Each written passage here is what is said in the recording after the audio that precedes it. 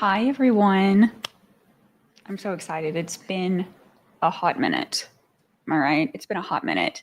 Um, Sadia, will you let me know if everything's working good on that end? I'm feel very out of touch since it's been so long since I've done a live. It's really embarrassing. No, so I just want to make sure everything's functioning good on your ends. Yeah, and make sure sound and audio are good because today I have a lot of updates and kind of want to go through the Luigi Mangione case.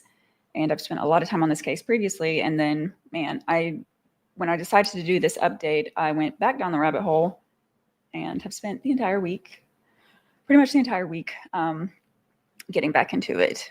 Good to see you guys. Oh, hey, Darlene, why, thank y'all. Thank you. It's the stress. No, I'm kidding. So today I was going to do the live a little bit differently because I didn't hear back from my moderator. So I'm going to try to be toggling between my notes and the chat. And I don't want you guys to feel abandoned because I love you and I appreciate you being here very, very much. But I do have a script here that I've written kind of outlining everything in a good way. So what I'm going to do, I think, is go through some of the script, then we'll go into the chat and have a conversation and see if there's any questions or any input that you guys have, and then we'll just keep it moving that way, if that works for you guys. I will say, I know initially, if you were very early when I scheduled this a couple days ago, I had initially planned on doing this update about Diddy's case as well as Luigi's.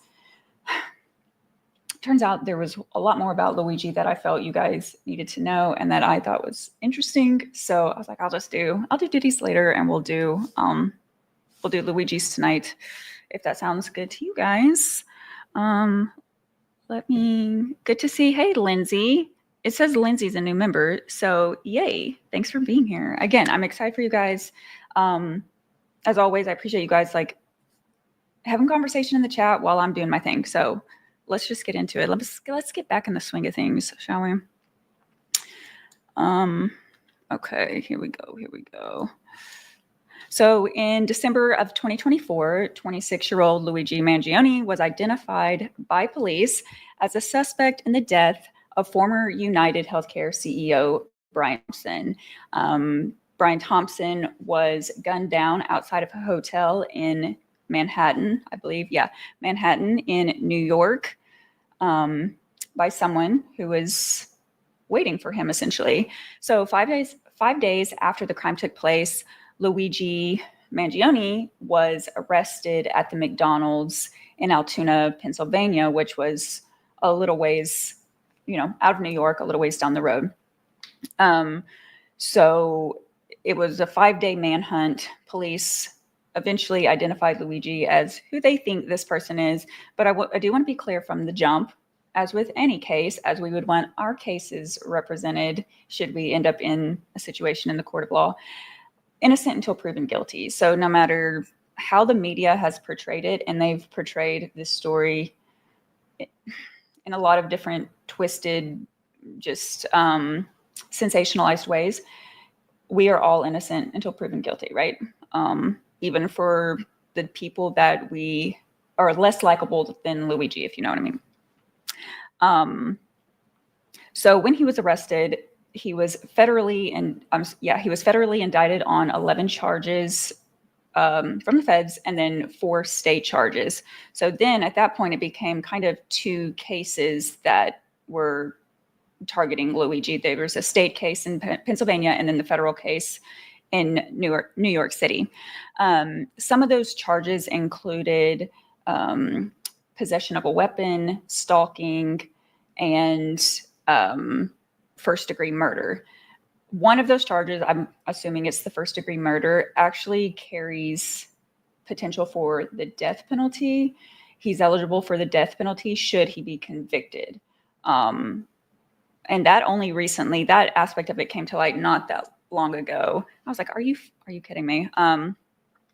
So if he's convicted, I assume that the prosecution will probably go for the death penalty, or at least try to, because thanks to a certain Donald J. Trump signing an executive order this year that basically requires the death penalty to be used whenever and wherever possible. So regardless of how we feel about the death penalty, I don't know that we should be encouraging the use of it in this way, but anywho. So according to Wikipedia, good old Wikipedia, Mangione is often described as one of the most debated and polarizing murder suspects in our recent history. And while a lot of people have condemned his alleged allegations, all of these alleged allegations against him, there's maybe an even bigger group of people that have kind of dubbed him a folk hero and an anti-capitalist, anti-corporation sort of Robin Hood. So Luigi is currently being held. He was transported out of Pennsylvania where he was arrested and has since been held at the Metropolitan Detention Center in Brooklyn, New York. And he'll stay there until his trial, which is supposed to be coming up soon. He's also at the same facility that Diddy is at. There's a lot of ties between those two, not directly, but through their circles. It's just a little weird, but I guess there's only so many detention centers for well-known clients, I guess, or suspects. So because he was across state lines, supposedly, when he committed the crime and then when he was arrested, he's represented by multiple attorneys. One, Thomas Dickey, who is his attorney for the case in Pennsylvania, and then Karen Friedman Agnifilo, who is his defense attorney in the state of New York. So I'm going to try to explain some of these things in the least confusing way as possible. So let's get into it, shall we? Moving on. So we'll start with his case in Pennsylvania, Mangione versus the Commonwealth of Pennsylvania. So the judge for his case in Pennsylvania issued a pretrial order which gave the prosecution until April 17th to respond to some of the motions filed by Luigi's attorney in Pennsylvania, which is Thomas Dickey. The most recent things filed by Dickey are essentially calling for the state to toss out most, if not all, of the evidence that they supposedly found on Luigi's person at the time of his arrest in Pennsylvania. So, as a refresher, in case you're not familiar or you just need a refresher, during his arrest, they allegedly found a 3D printed weapon on him, which is the same type of weapon supposedly used to unalive Brian Thompson. Okay, so they supposedly find this weapon on him, as well as a 3D printed silencer for the weapon, a red notebook that the police have dubbed his manifesto, nearly $8,000 in USD cash, and about $2,000 in foreign currency. I'm not sure what currency, but just foreign currency. They also found a Polaroid camera, a Greyhound bus ticket, and multiple fake IDs. So let's get into why Thomas Dickey believes that most of this evidence should be admissible in court. So if you're not from the United States, you might not know this. If you're from the United States, you still might not know this. But anytime a person is questioned by law enforcement, police officers, they always have the right to get up and leave. They do not have to answer any questioning by police unless they let you know that you're under arrest and read you your Miranda rights. So you always have the right to jet should they question you. Always. But if they block your ability to leave, refuse to let you leave, or even make you believe that you're not allowed to leave without actually arresting you or reading you your rights, it still effectively places you in police custody, because if you think you're under arrest based on their actions, you're under arrest, right? Because you can't leave, because they won't let you leave, whether or not they've said those words or not. So the moment you're in police custody, whether it's spoken out loud or not, that's when they have to read you your Miranda rights. So that's the right to remain silent. You see it in TV shows. You have the right to remain silent. Anything you say can and will be used against you in the court of law. You have the right to an attorney, et cetera, et cetera. When they don't read them, this is where the main problem is. If they don't read them to you, it directly violates your constitutional rights and becomes an unconstitutional search and seizure. So that's the problem, because if they didn't say it, then they can't do it, or at least they're not supposed to. But according to the court filings by Thomas Dickey, his defense attorney in the state of Pennsylvania, this is what went down during Luigi's arrest. And I'm laughing not because it's funny, but because there's so much in this that I'm like, are you freaking kidding me? That's the kind of laugh it is. So according to the court filings, someone phones into the police that they've supposedly recognized Luigi sitting at their McDonald's based on the photos that the police had put out after Brian Thompson's death. Excuse me. So they were basically like really shitty screen grabs from like CCTV footage or whatever. And his face is covered up for the most part. You can't really tell a whole lot of features except like his eyebrows and his nose. So how he looked in the photos at the McDonald's in Pennsylvania, those look nothing like the photos police released. So I have my reservations about that, to be honest. So anyway, so someone called it in, and 2 law enforcement officers show up where Luigi had been for about 30 minutes. So he'd been hanging out at McDonald's. You probably remember that picture. He's just eating a hash brown. He's just chilling at McDonald's. There's no crime in that.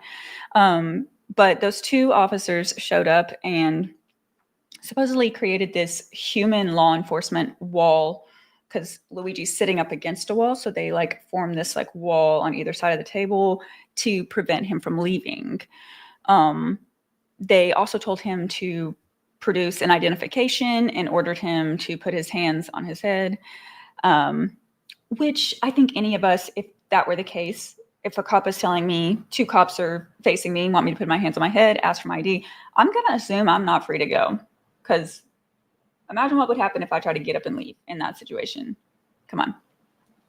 So the court documents filed recently said that at no time did either of these 2 officers indicate to Luigi that he was free to go, nor did they explain at any point why he was even being detained or searched, because they searched all of his items, which is when they found all of these things that I listed out a minute ago.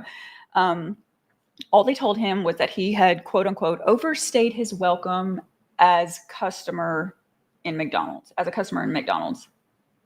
Have you ever been to McDonald's? You think they give a shit? They don't care if you're there for 30 minutes. That's the most. He did not overstay his welcome, but all right.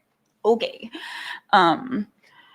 So the filings also claim that the police did finally inform Luigi that he was under investigation, but they did not indicate that until after 15 minutes of detaining him and questioning him. So for the first 15 minutes, they're questioning him, they've detained him, but didn't tell him why they're detaining him, didn't tell him he was free to go, didn't tell him he was not free to go.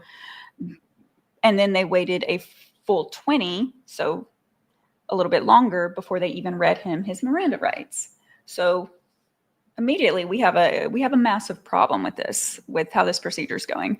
So defense attorney Dickey alleges that since the arresting officers violated Luigi's Miranda rights and failed to follow the basic protocol of, by detaining, searching, and questioning him after reading him his rights, all of those statements, anything that Luigi said up until that 20-minute mark, and any evidence that the law enforcement discovered, including the fake ID that he gave them, all of that should be legally inadmissible in court, because they received that information simply by violating his constitutional rights.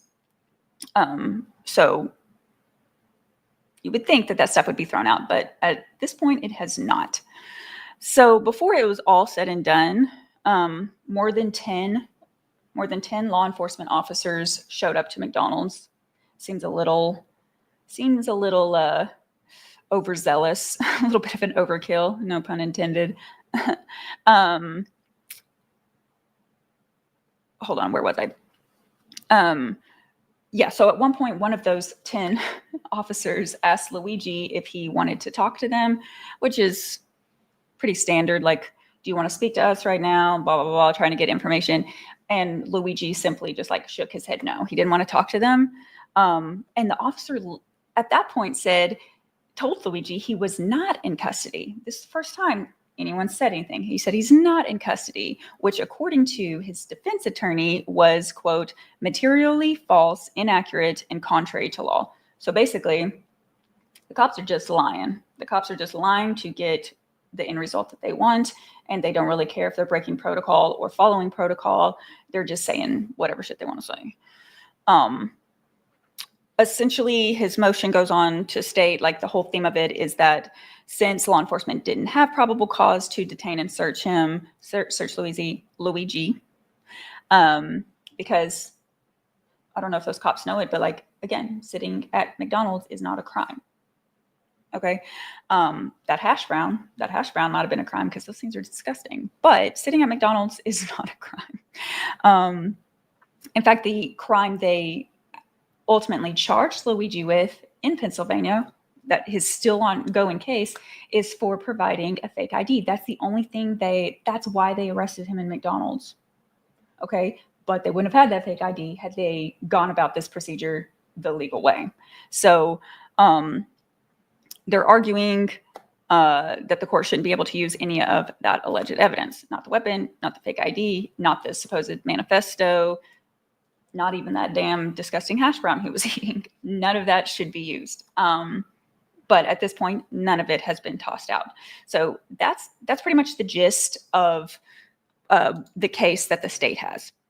I'm checking the chat for a second, guys, because I'm to the end of that one section. What are y'all saying about hash browns in here? Martina, it's almost as if the police are very bad. Almost. One would think that, wouldn't they? No, you don't. A Mick hash brown. Wait, is it actually called a Mick hash brown? That I don't know. They didn't toss out the hash brown. What do you want to bet that the rest of that hash brown is like sitting in evidence somewhere? That would actually be pretty funny. Yeah, I haven't eaten at McDonald's in like a decade because my stomach cannot. Okay, so y'all want to let's get it right into his federal case because there's a bit more to go through on the federal side of things. So Luigi, once the feds brought a case against him after he was arrested in Pennsylvania, Luigi hired a very well-known defense attorney, Karen Friedman Agnifilo. I personally call her Karen Friedman, did I stutter Agnifilo, because, well, you'll see why. Okay, so he hired Karen to represent him in the New York case. What's interesting is, and this is some of the Diddy ties, Karen's husband is another attorney named Mark Agnifilo, and he's very well known as well. Now they both work at the same firm, and in Luigi's case, Mark is actually taking on a supporting role as an additional attorney on the team, because when you hire a law firm, it's not just one person representing you. It's, yeah, she's the main person, but you have a whole team behind them. So Mark is part of that team supporting Karen in the defense of Luigi Mangione. Mark also happens to be the head of Diddy's defense team. He's also represented some of the most notorious shitbags in recent history, like the NXIVM cult leader, Keith Raniere. Believe that or not. Yeah, he's represented, I think he represented Harvey Weinstein as well. It's not in my notes, but I do remember reading that. So here's the thing. I do know, I get it. I know that all of us are entitled to representation and are entitled to a good defense. Okay. But I am sorry. I have to say it.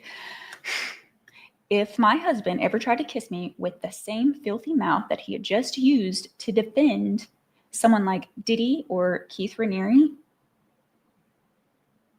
so help me God, I would pluck out both of his eyeballs. I would pluck out both of his eyes like the Pixar lamp. I'll leave it at that. That's a really dumb joke. Think about it. Okay, so Karen's resume, because we stand Karen. We love Karen in this situation so far anyway, based on what I know. Karen's resume is super, super impressive. Definitely more impressive than Mark's. She's worked as a defense attorney and a very legendary prosecutor. And I'm telling you all of this stuff about her because we kind of need, you need a really good idea of the type of team that's representing Luigi so you can understand how competent and successful they've always been and always demonstrated. And how that's not really benefiting them in this particular case. And it brings into question the competence of some other parties. So that's why we're talking about it.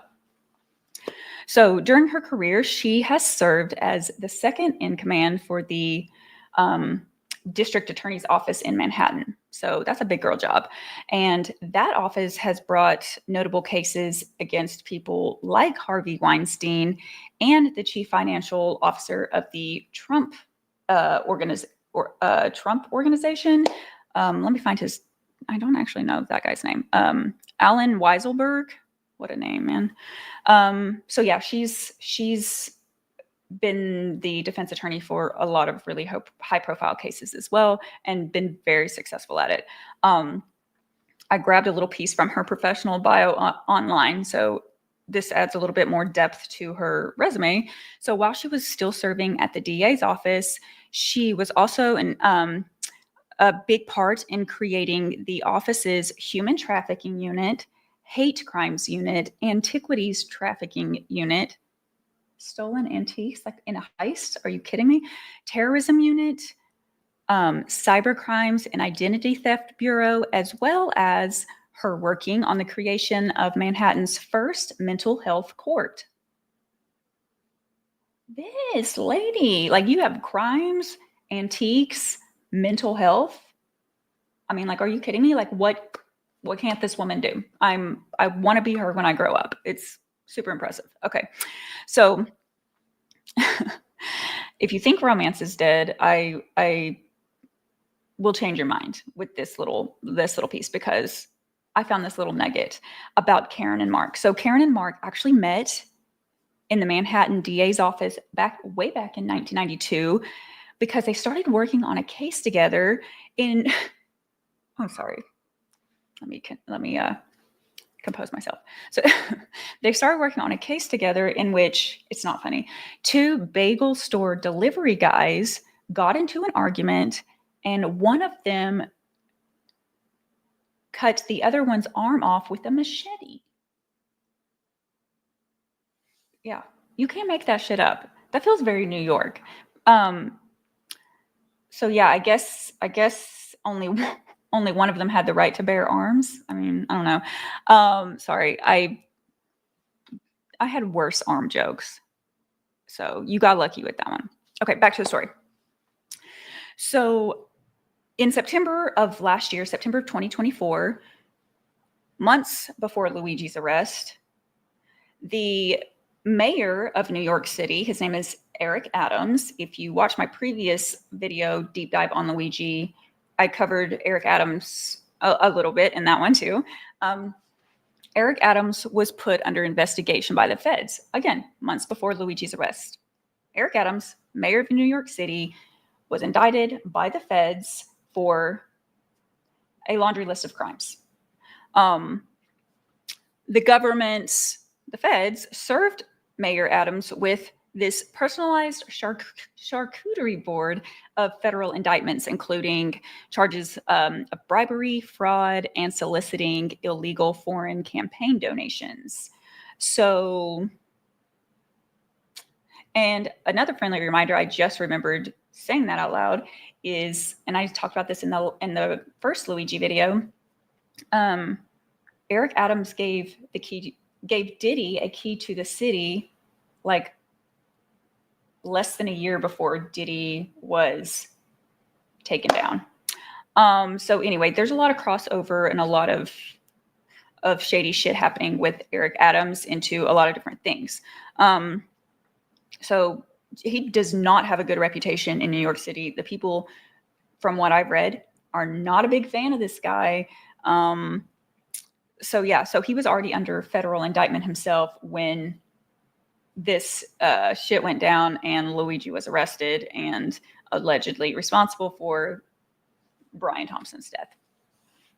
A few weeks after his arrest, of course, Luigi was transported from Pennsylvania back to New York City for a court hearing. And that is where, you know what, let me go back to the screen where you guys are at, because I'm just looking at my document. The hash brown and inadmissible. You're damn right, baby. Okay, let me go over here. I have to find something I was going to put up here on the screen. Okay, you guys are going to know when I put it here. You guys remember this? I know it's not the best picture, but it was the best one I could find that was not grainy. Let me see if this one's any better. That one's kind of better, but this one's full screen, so I'll put that one back. Okay. So after he was arrested, he was transported back to New York City for a court hearing where he received this super highly publicized and criticized perp walk by officials, as you can see in the photo. So he was dressed in this solid orange jumpsuit. He was shackled at his wrists and his ankles. And when they brought him off the helicopter, they did the slowest mother effing walk from the helicopter, like the helipad, to whatever building they took him in. So slow. It was so dramatic. And for what? They had paparazzi over there. Like, they had cops over there. There's photos that I've seen of cops using their cell phones to like record and take pictures of his walk. Okay, this is so ridiculous, so inappropriate. And he was escorted, or I'm sorry, he was escorted by more than 24 heavily armed police officers and FBI agents, which again, you can see in this photo. And that's why I wanted to do the full screen one, is because you can really see the girth. You can really see the girth of how many officers are in there. And this super comical perp walk was led by, of course, let me find the photo. Let me go back to this one. I don't know if you guys, hopefully you guys can see my mouse. Do you see where my mouse is hovering? So there's the guy in the front with the sunglasses. To his left, there's a guy making a weird grimacing face. Then there's a guy with a helmet on his head and a GUN. And then behind him is a guy with a scarf. The guy with the scarf is Eric Adams, mayor of New York City. Why is he in this group doing this slow-mo theatrical walk escorting Luigi? We may never know. But that is New York's mayor. Again, wanted to point out, when this picture was taken during this event, the mayor himself was under federal indictment for even more charges than Luigi. So he has some real gall to show up and pull this kind of stunt. Clearly just trying to take the heat off of himself and place it on literally anyone else who was making headlines.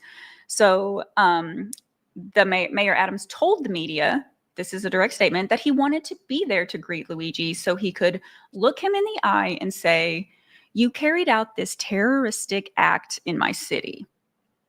Wow, what a burn. Like, ooh, what a burn, guys. You carried out this act in my city. Like, that was the best he could come up with. That's actually really embarrassing. Like, how'd you get to be mayor?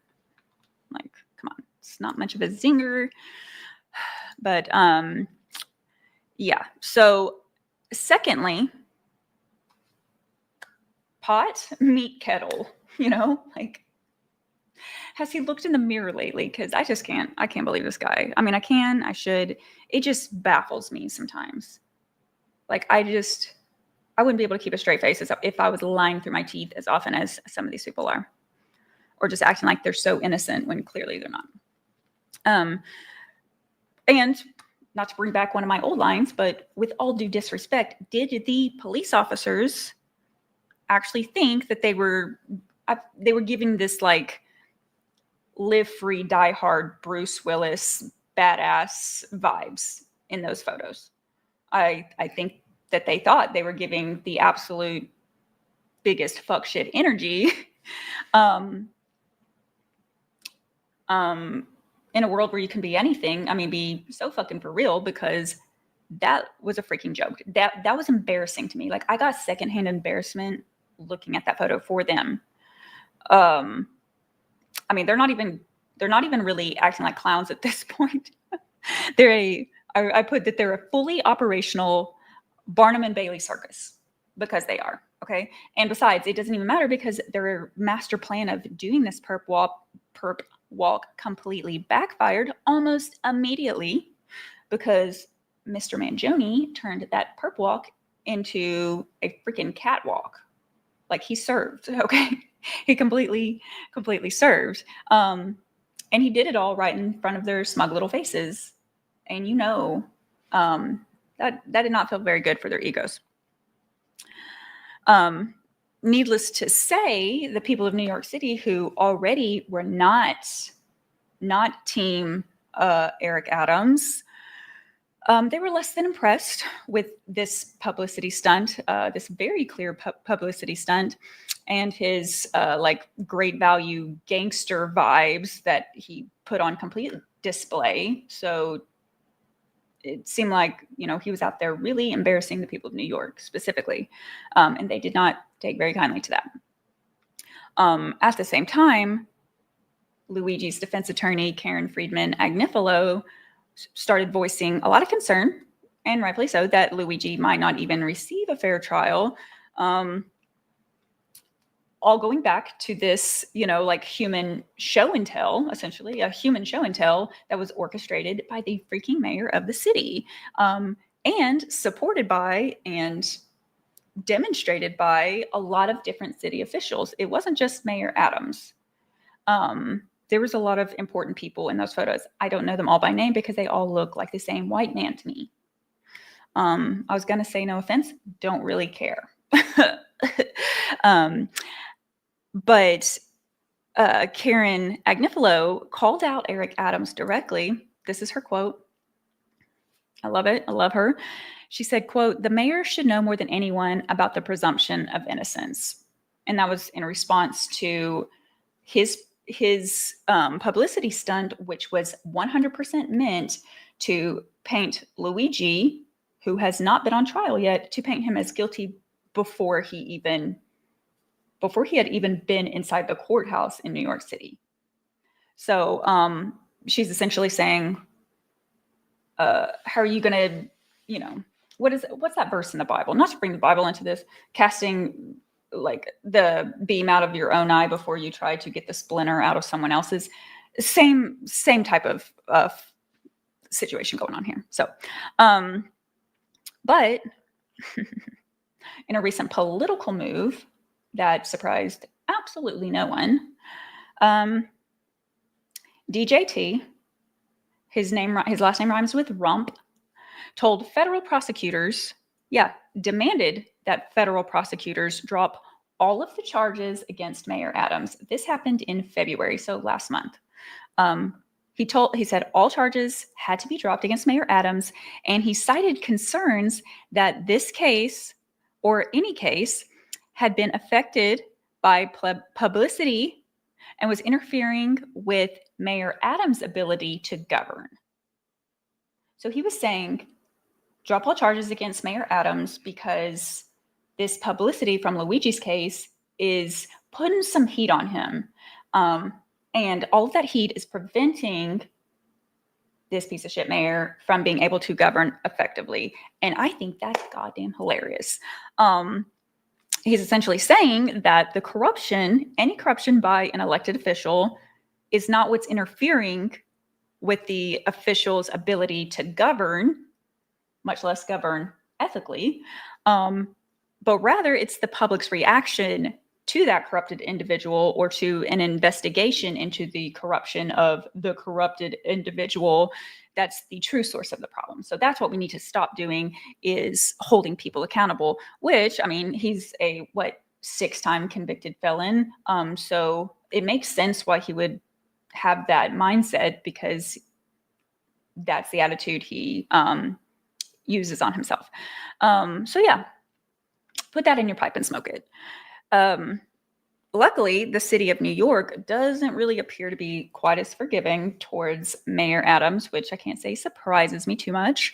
Yeah, he's currently sitting as of March, which is the month we're in right now. He's sitting at a 20% approval rating, and more than 56% of voters want him to completely resign from office. So they're like, get this guy out of here. We don't like him. Get him out.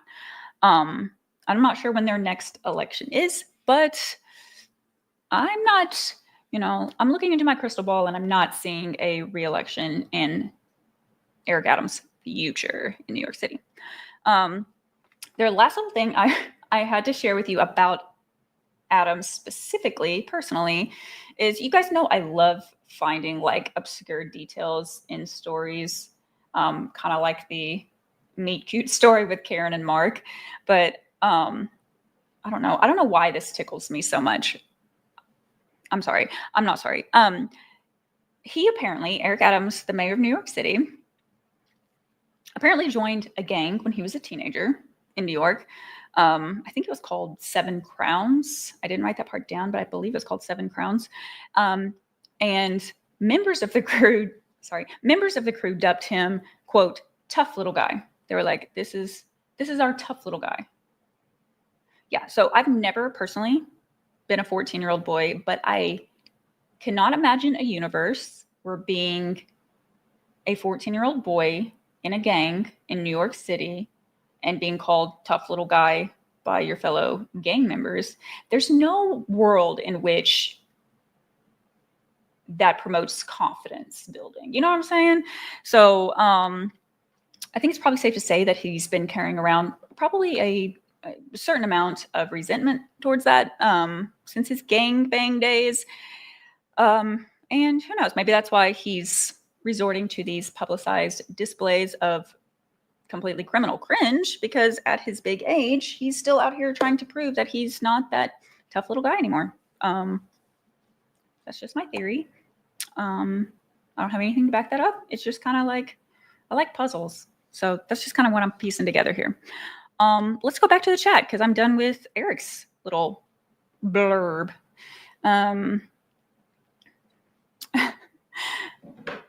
Thank you, Martina. It is a great thing to say. I'll put it up here. Look at that. In a world where you can be anything, be fucking for real. I used to say that all the time. I haven't said it in a while. You know what, Philly? Hold on. Let me put this comment up here because you know what? Thank you. From here to there, thank you. Why not? In a world where you can do anything, why not press the like button? See what I did there? Okay. Your comments are cracking me up, you guys. Let me see. Read through some of these real quick. I don't want you guys to think I'm abandoning you, but like I mentioned in the beginning, in case you missed it, trying to toggle between my notes and the chat because I don't have a moderator tonight, which is fine. If any of you guys want to volunteer for the next one, you can hop over to Patreon because I'm not just going to let any old person moderate. Anyway, is it unsafe to talk about rhymes with run? Don't get me started. Do not get me started. But it's not. Yeah, it's not. They are confiscating people's phones at the borders now, including Americans, and going through them to see if there's any anti-rump data in your phone. So yeah, if I went to the right spot on the border, they would do that to my phone as easily as anyone else's. So why didn't you say something in Patreon, you goober? I know you mentioned Lissa had initially said she would before, but anyway, okay, we'll get into that later. You and me, okay? You and me in the chat and on Patreon later. Let me Let me make sure I didn't miss any photos that I was going to share with you guys about this section. Oh, I had to show you guys this one. Look at that. When I said he turned the perp walk into a catwalk, it is because of this photo. It is because of this photo. Are you kidding me? He's serving time and serving looks. Come on. Whew. Man, I wish like Tyra Banks would be impressed.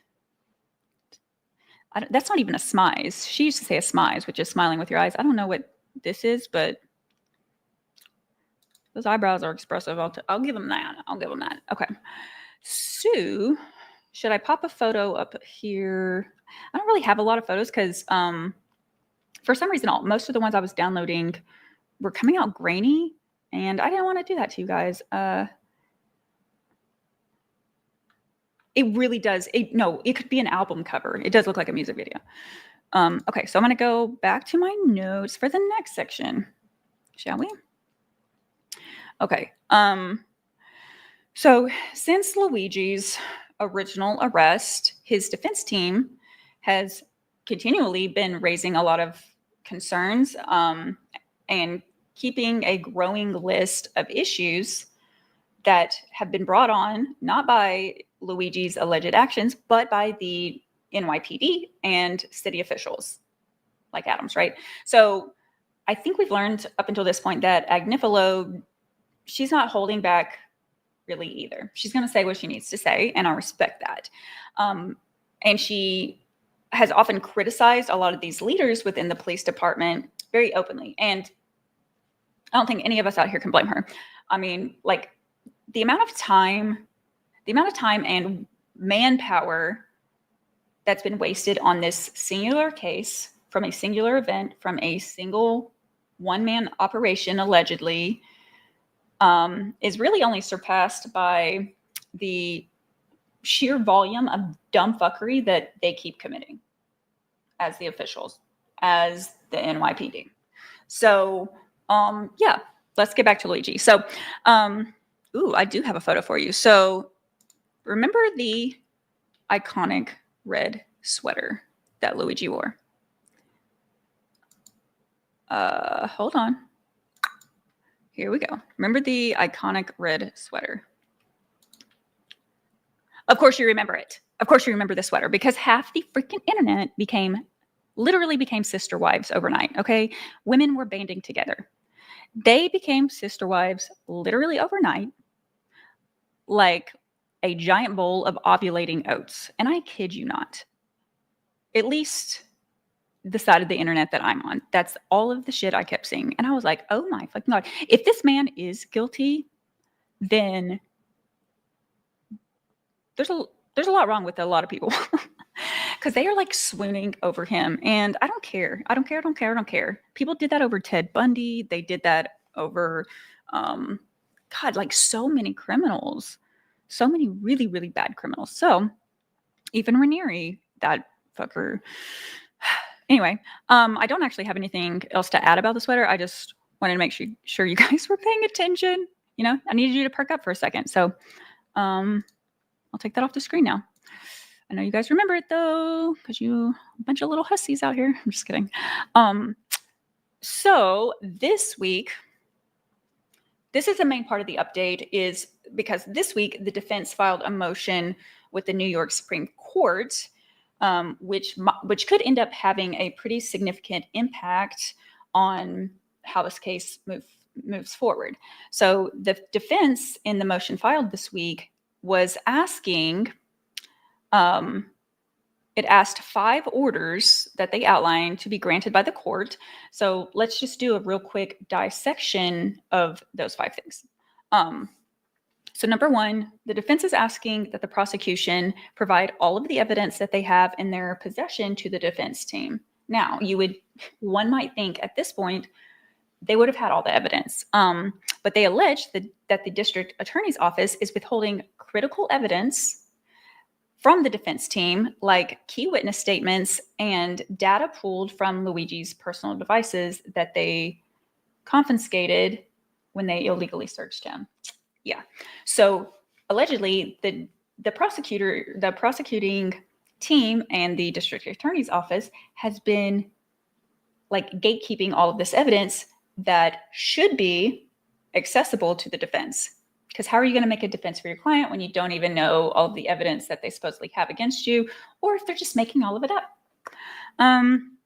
Number two, they asked that the DA's office not be allowed to file a late request for a protective order on remaining discovery, because I guess there's still discovery to be made. And what that means essentially is the prosecution team previously indicated that they wanted to seek a protective order to restrict the defense. Oh my God, why is my voice going out? Hang on. Hopefully you didn't hear too many mouth noises from that water. Okay. Previously, the prosecution said they were seeking a protective order which would restrict the defense team from accessing major case details. Okay. But they said they were going to seek out that protective order, but they didn't. And according to Agnifilo, she pointed out in this second point that the DA already missed the window deadline to file that, which would restrict access. So she's asking the judge basically to not grant them that protective order restricting some of that information to her team, because they had a chance to seek that protective order already and they missed the deadline. Be on your paperwork, like be on your shit or get out. So that's essentially what number two is stating. Number three, the defense team is asking that Luigi be granted permission to use a laptop while in federal prison, because if provided, Luigi would essentially be able to participate in his own defense and be able to go through. There's apparently this, like, I can't even comprehend what this means because I'm not a tech person. There's apparently 800 gigabytes of data, of alleged discovery data in his case, which is not computing with me because he didn't have that much stuff on him. There was no, like, he didn't touch, whoever did this didn't touch Brian Thompson. There wasn't a lot of evidence. Like, there's not, like, what in the fuck could you possibly have 800 gigs of evidence or discovery data for? Anyway, but the defense is asking that Luigi just be granted a laptop so he's able to review all of that data, or at least some of it, because that would take a effing long time, so he can be prepared for his own defense. This is not an unusual request. Diddy, his prison mate or his jailmate, not cellmate necessarily, but at the same detention center, Diddy was granted access to a laptop not that long ago. And he's objectively done worse crimes, allegedly, than this guy, than Luigi. So anyway, so yeah, the laptop would not have like access to Wi-Fi or internet of any kind. He wouldn't be able to do literally anything except review basically Word documents or whatever discovery data they have. So it's not really giving him any more freedom. It's just giving him the ability to review the discovery, which should be his given right, since he's behind bars and he's not been proven guilty. Anyway, the fourth out of 5 that they've asked for here is an extension of the current motion scheduled, because it's scheduled for, hold on, April 17th, I believe, is the next hearing that's scheduled. But Agnifilo is asking the judge to extend that date, hoping that she's given access to a lot of this supposed evidence. Because how is she supposed to, her and her team, how are they supposed to prepare like a good defense for their client when, number one, they've not been given access to this information, and number two, we're already at the end of March. If she is granted access to this evidence, supposed evidence, there's no way she's going to be able to go through everything and build a very strong, like, winnable defense before April 17th. So that's number 4 that she's asked for. And then number 5, she asked for, quote, such other relief as the court deems appropriate. I was like, well, know what that means. But I saw another legal person, expert, say that this is just like kind of like a standard addition to this type of court filing. So I guess such other relief as the court doing. They're like, anything else you want to give us here? We'll take it. Considering they're giving the defense pretty much nothing, I'd be asking for that too. Yeah. How are you doing in the chat? No kidding. I would be like court-martialed at the border.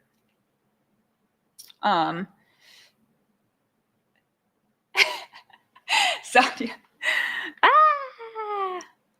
You're so right. You're so right. Y'all are cracking me up. Y'all are hilarious. Okay. Anything else on that? Okay, let's move to the next page.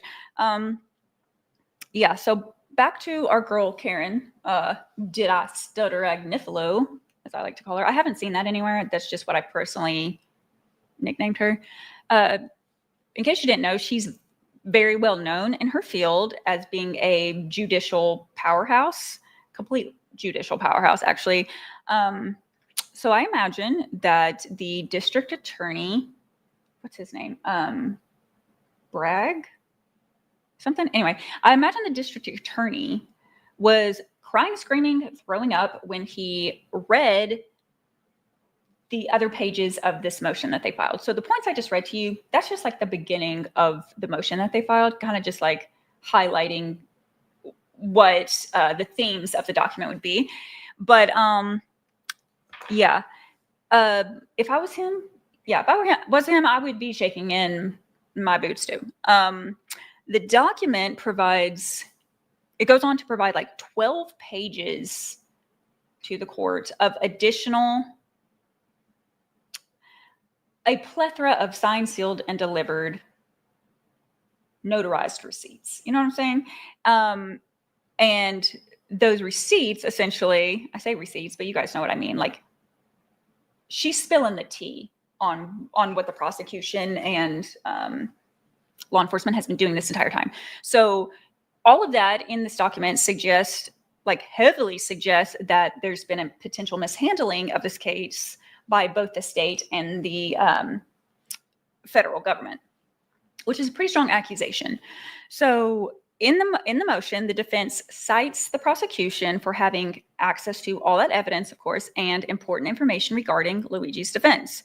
And they've had access to, and they've had eyes and knowledge of that evidence for a very long time, and are still restricting it from the defense team. And they shouldn't be legally. From my understanding, I'm not a lawyer,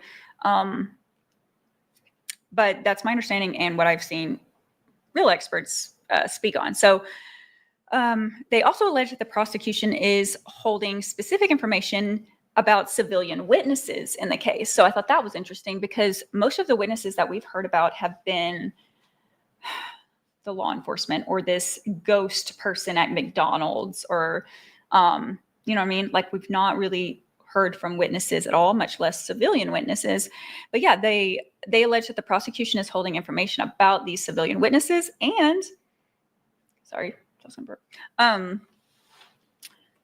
some of those witnesses have supposedly already testified to a grand jury. When did that happen? Who knows? Apparently that's already happened. So civilian witnesses have testified to a grand jury already, but the prosecution hasn't told the defense who those witnesses are, nor what they testified to at the grand jury, nor what those witnesses plan to testify to at Luigi's pending upcoming trial. So that's a pretty big knowledge gap. Because, like, who are these people? Are they even legit? Did you pull them off the street? Like, how do we know? Like, you can't corroborate that with Luigi or whoever, or with the evidence that you do have, if you don't even know who these people are. The defense team goes on in this document to list a substantial number of articles written by news outlets. There's one published in New York Magazine in which evidence in this case is openly discussed by city and police officials. the city and police officials are openly discussing this evidence to members of the press, which the press then released to the public.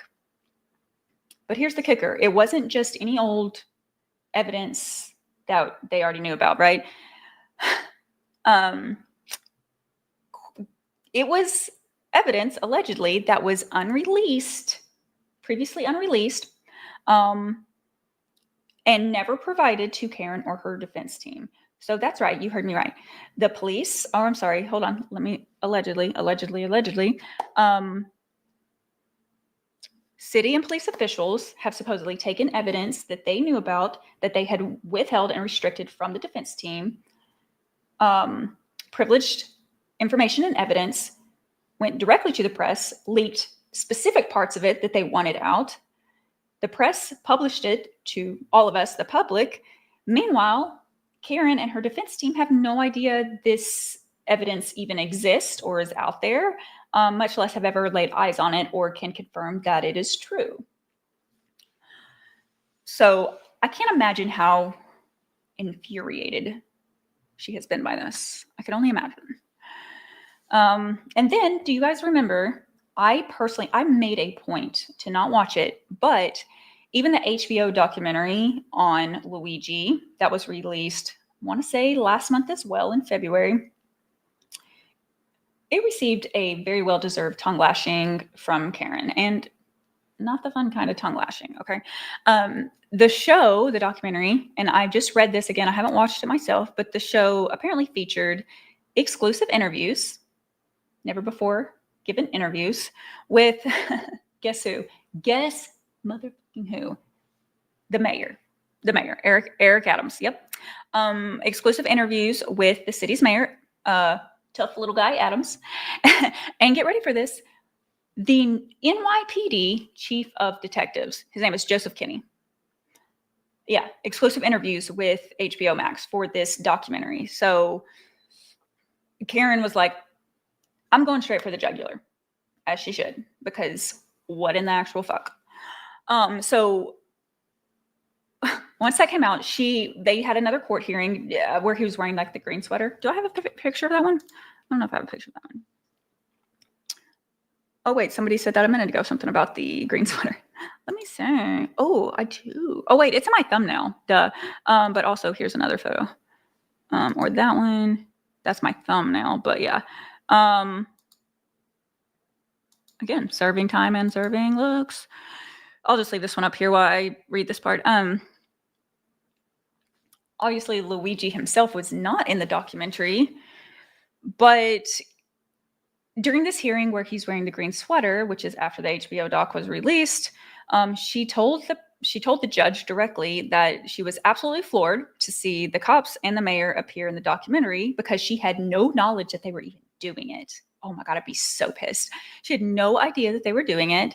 And then she said she was especially appalled seeing how they took up so much time, seeing how they took the time to get dolled up in full hair and makeup to publicly talk about evidence she wasn't privy to yet. She said that. Those are her words. Those are her words. Okay? Not dolled up in full hair and makeup. Oh my God. Oh, I know those men hated it, and good, because what are they doing out here? What are they doing? I mean, serious question. Serious question. How the fuck do you even make a documentary about someone who hasn't even made it to trial? How do you even have enough shit to put in to make an entire documentary when you're not talking to that person? You're not talking to their family. I think some people who said they knew Luigi or something appeared in the documentary, but again, how do you verify that? And it doesn't sound like HBO is doing their due diligence. If they're, I don't know, this just pisses me off. It's just really poor journalism and just really, really, really poor leadership by the mayor and the, excuse me, chief of detectives. Actually, you know what? I put less responsibility on the media to publish that information because we might not know to the extent in which they're sharing. Like, it would be harder to prove had they not gone on freaking high def camera and did these types of interviews. Idiots. Oh my God. Like, that's going to be a lot harder to dispute to a judge who's like, why did you share information that wasn't to be shared, that the defense didn't even have. Yeah. Hide this one. You guys want this one back up here? I mean, the green sweater is great. It looks comfy. I would personally wear it. I don't have a photo of it, but did you guys see, like, it was floating around because he wore the loafers, and then they again at this hearing, they had him shackled by the ankles and wrists again with this bulletproof vest, surrounded. You can see some of them in the background, but it was surrounded by armed police officers the whole time. So this isn't my notes, but I feel like it's important enough to say. Like, Karen even asked the judge, why is my name on the screen? Sorry. She didn't ask him that. That was me. But she even asked the judge, there we go. Sorry, I had to get that off. That's annoying.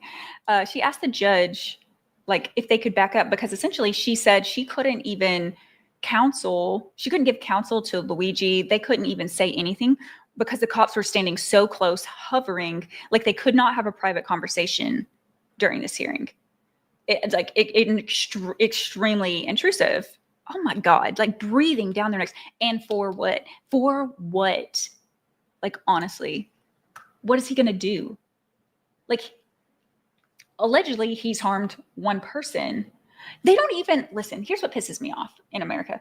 They don't even use this type of security with school shooters. Okay. They don't do perp walks for school shooters. They don't use this level of security and detainment and restrict laptops and evidence. They're not doing all of this for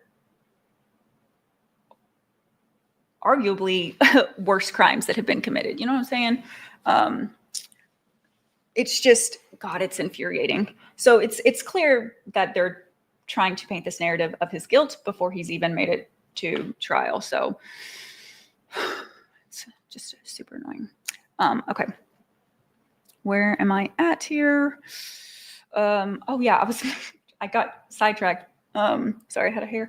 But yeah, the photos of him wearing the loafers without socks, and he had the shackles around his ankles, and you guys were being a little you know, yeah, y'all were thirsty. Ridiculous. Anyway, there's a whole thing going around the internet right now about someone smuggling in a note to Luigi in the socks that he was supposed to wear this day, and then he didn't end up wearing them.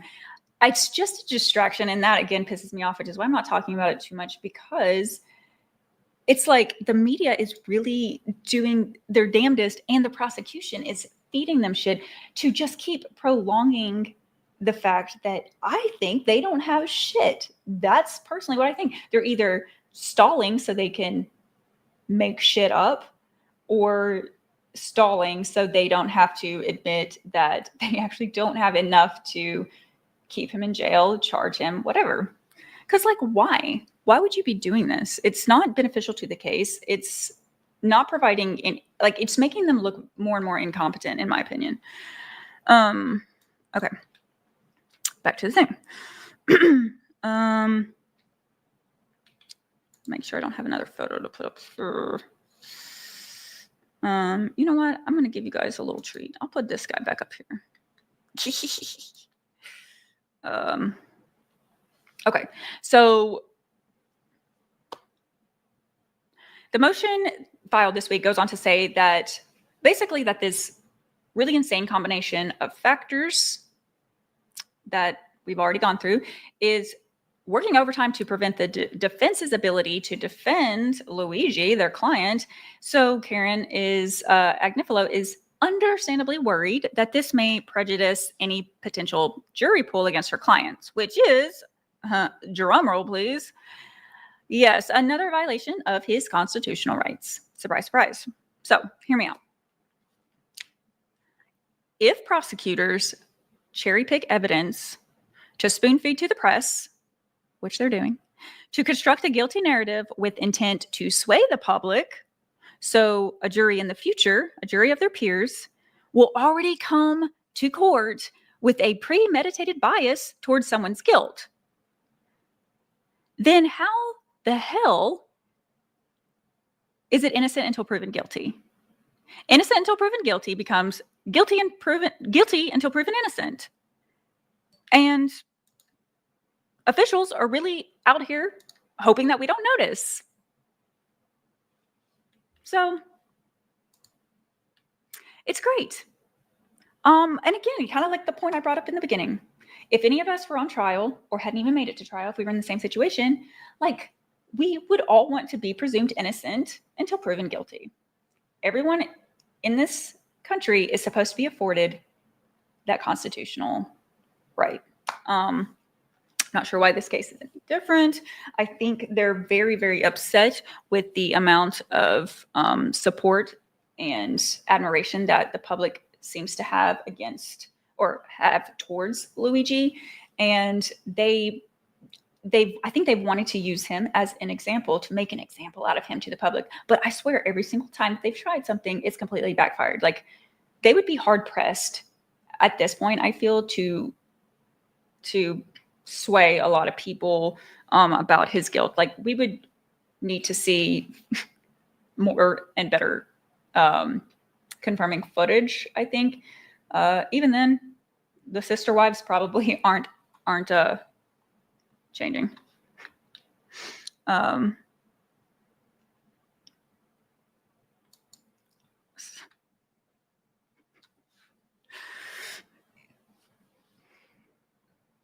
What can I say? What do you want me to say? Okay. Even the men aren't safe. The men are not safe. And when I say sister wives, I'm talking about the men too. Okay. If they're thirsty for him, I'm calling him a sister wife. Oh, I like this comment, Sadia. Is it possible that the CEO is part of something bigger that they don't want uncovered? It's very possible. I have heard people briefly mention that. I haven't, in the research I've done, not found anything like hard proof or like even a trail necessarily, or like a lead that I could chase down. But I think it's bigger than Brian Thompson. And I'm going to get to that because it's in my document. Is there anything else up here I missed? I'll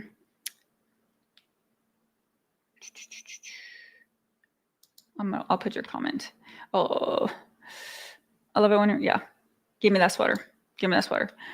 How are they able to give interviews when he's innocent? Yeah, or hasn't even been proven either way. Like, it's just not the appropriate process. It's not the process that's supposed to be followed for anybody.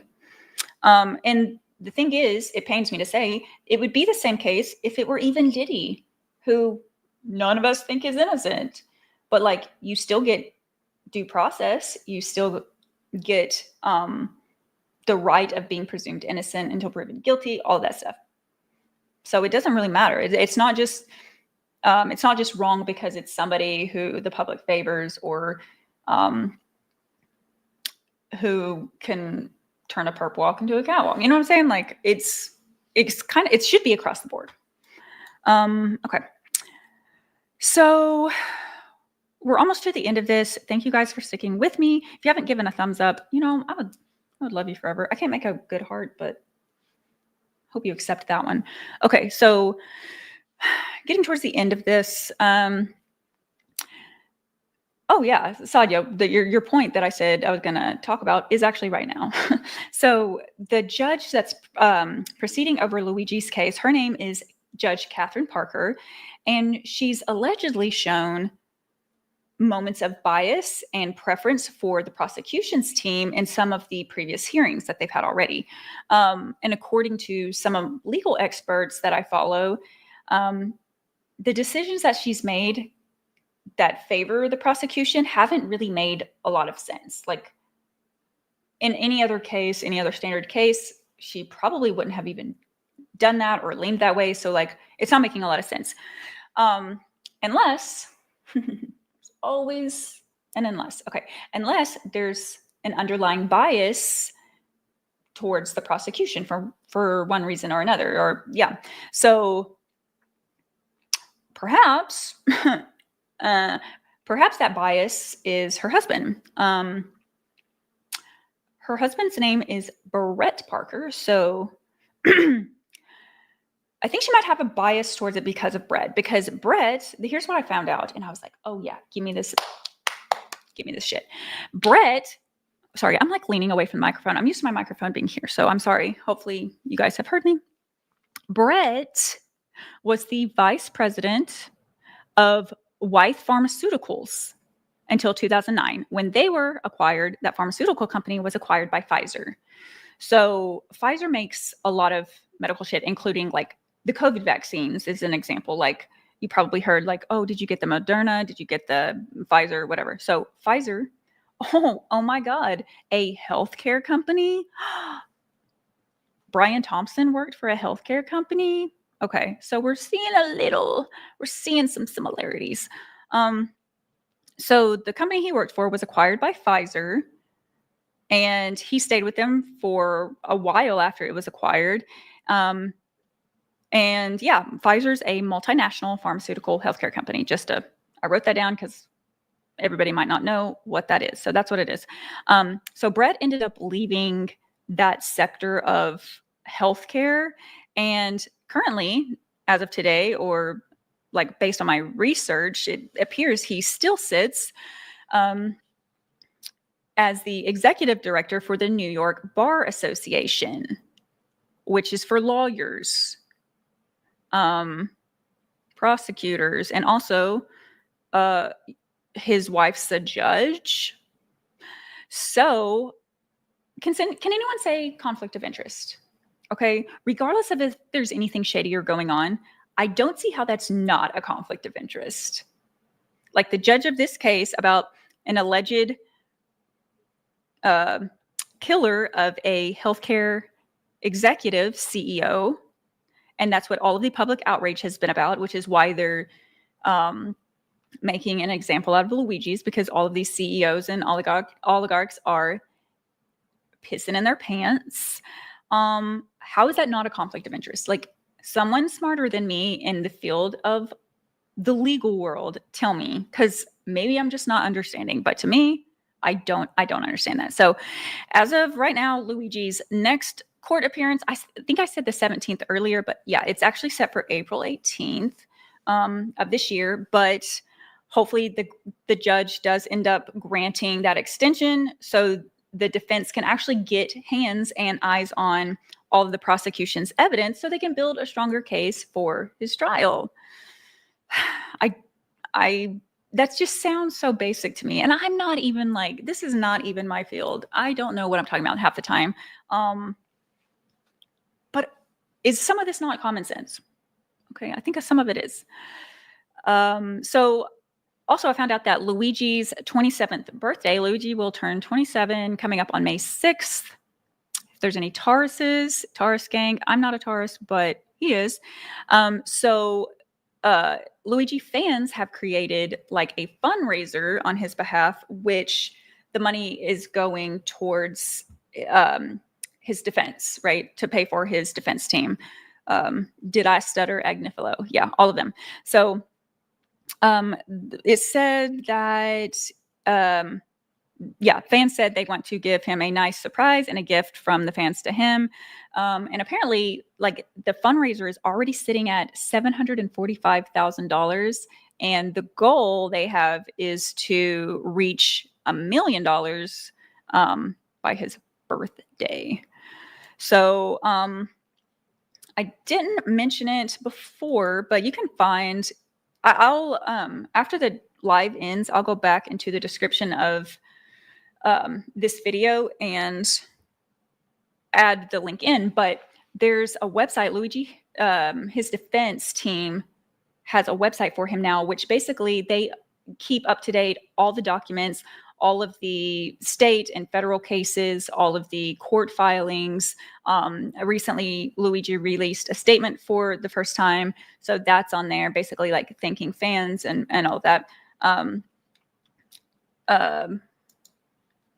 And yeah, his fundraiser's on there as well. I'm not telling anyone they need to go donate or anything like that. I don't know if he's innocent. I don't know if he's guilty, but the whole point of this and what should upset all of us is the presumption of his guilt before he's gone through and due process.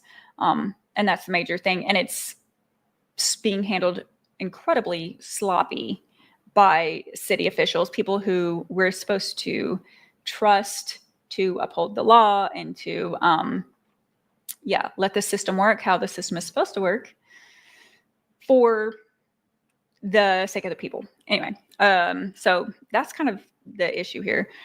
But yeah, what do you guys have to add? Because I have been through my document, and that's pretty much the information that I have to update you on with Luigi.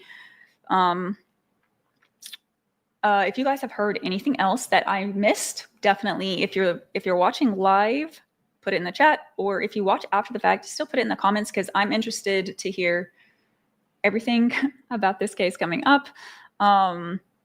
And yeah, it'll be interesting to see how this ends up playing out, because they are just working so hard to